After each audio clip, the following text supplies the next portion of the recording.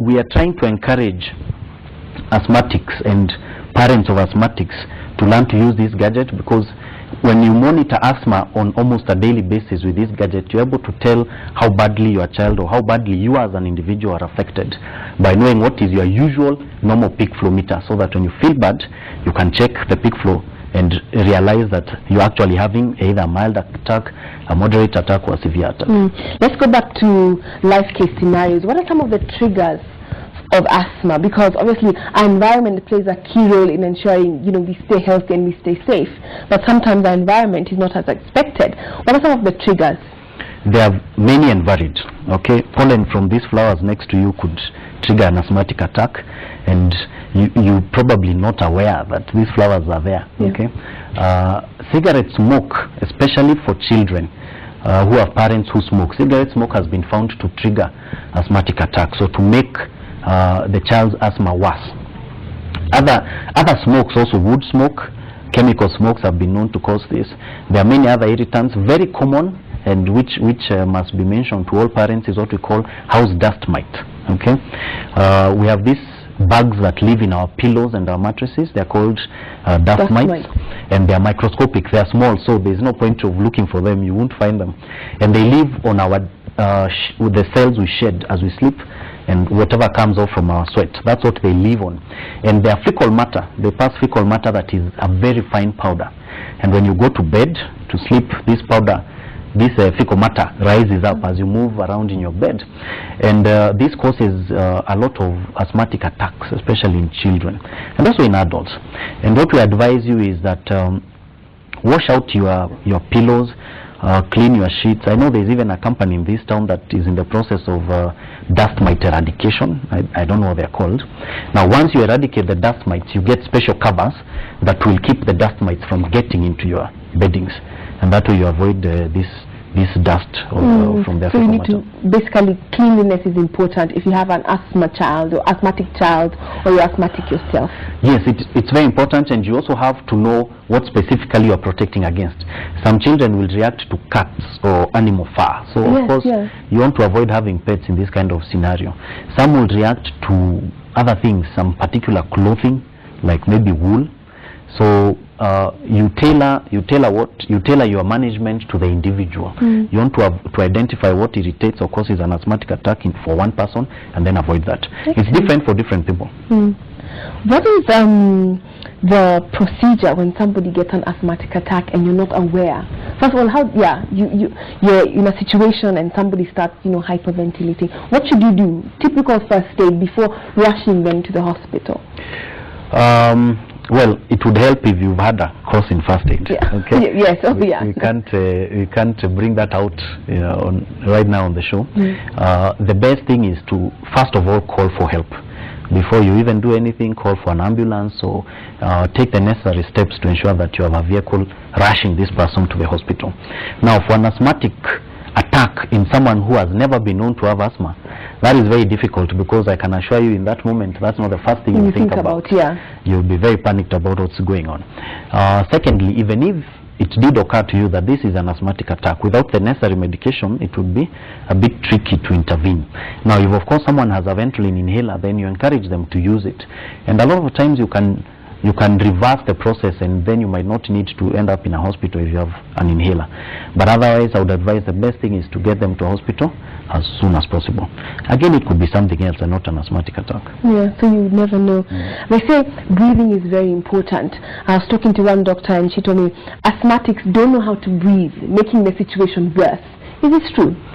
I suspect what she meant is once an asthmatic has an attack, okay, they panic, and I can assure you if you had an asthmatic attack, you'd panic, and they struggle and try to breathe in more, and sometimes that causes an irritation of the airways, worsening the attack. Now, telling someone who is having an asthmatic attack to take it easy is easy to say, but to be done is quite a challenge. Again, I would advise all asthmatics, or if you know you're asthmatic, make sure you have an inhaler, Ventolin inhaler, at all times with you, because the use of that can reverse or can stop a lot of things, or a lot of progress of the asthmatic attack. But otherwise, generally, breathing in itself should not cause a problem unless you're breathing in irritants, unless it's a cold morning and cold air is one of your irritants. Just having listened to what you're saying, carry your inhaler everywhere you go. People are afraid that, taking too much of it can cause, damage or can be dangerous to your other organs or your health. No, they don't need to be afraid of that.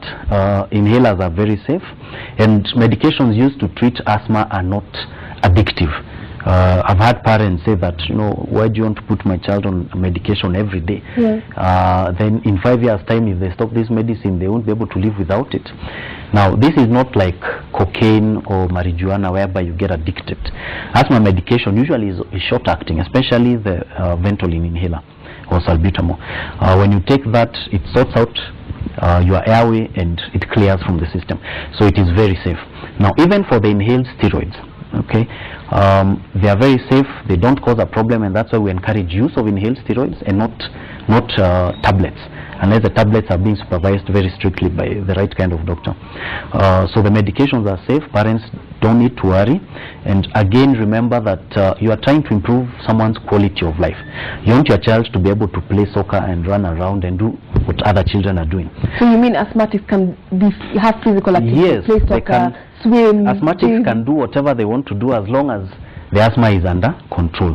I'd also like to point out that there are some asthmatics who there's a group that is called exercise-induced asthma, and again, now for those ones, exercise might be a challenge because exercise is the trigger. But again, with the right medication, a number of them are able to have a very healthy lifestyle. Just talking about triggers, this may not be the case, but let's say you have an asthmatic who's a smoker, or a smoker who's asthmatic, whichever way you choose it. The smoke then doesn't affect them in any way, or so they think, right? But then when they're in a situation where there's a stove, or there's gas, or there's pollen, that affects them. Do triggers vary with different people? Now let me point out a smoking asthmatic, that's a very sad scenario. Primarily because what cigarette smoking will do to your lungs, they'll make your lungs have changes, okay, that resemble permanent asthma. Okay, asthma is defined as being reversible.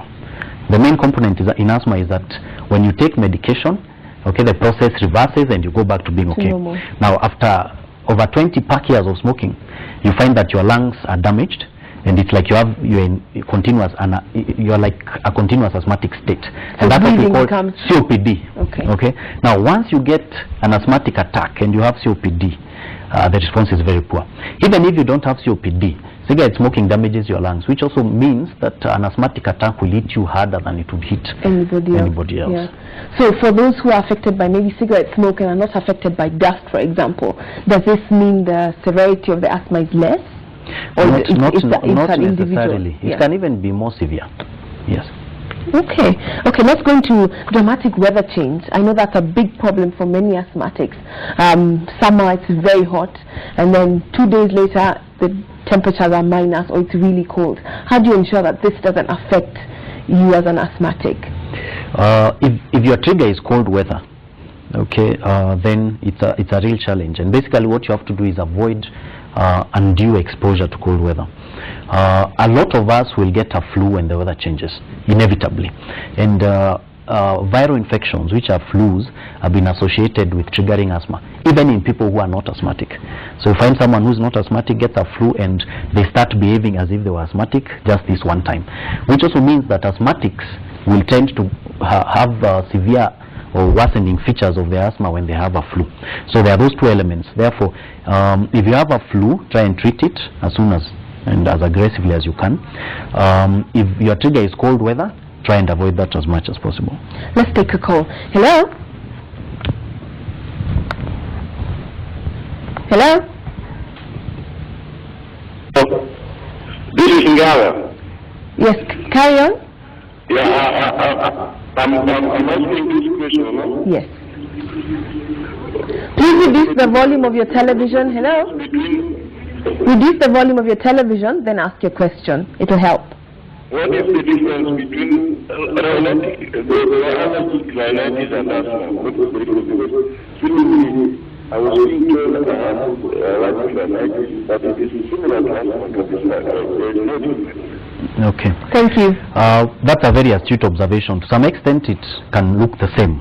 Now, asthma will tend to be associated with a few other conditions because the mechanism or how it happens is very similar.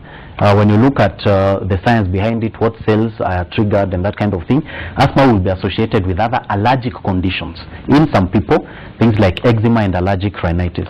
Now, allergic rhinitis is where you have an allergen causing irritation.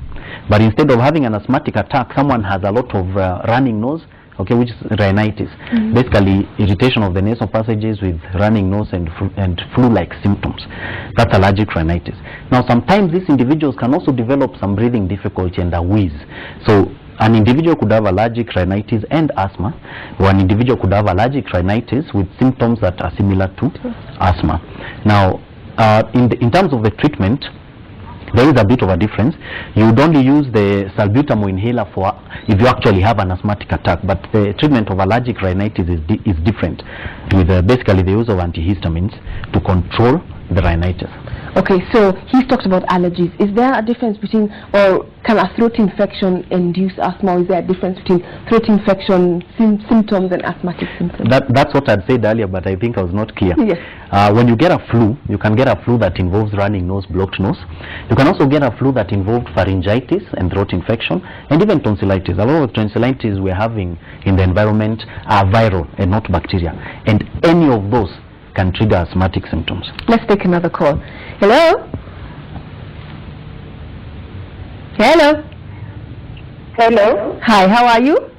Fine, thank you. State your name, ask your question. My name is Dolly. Yes, I'm Dolly. calling from Kisumu. Yes.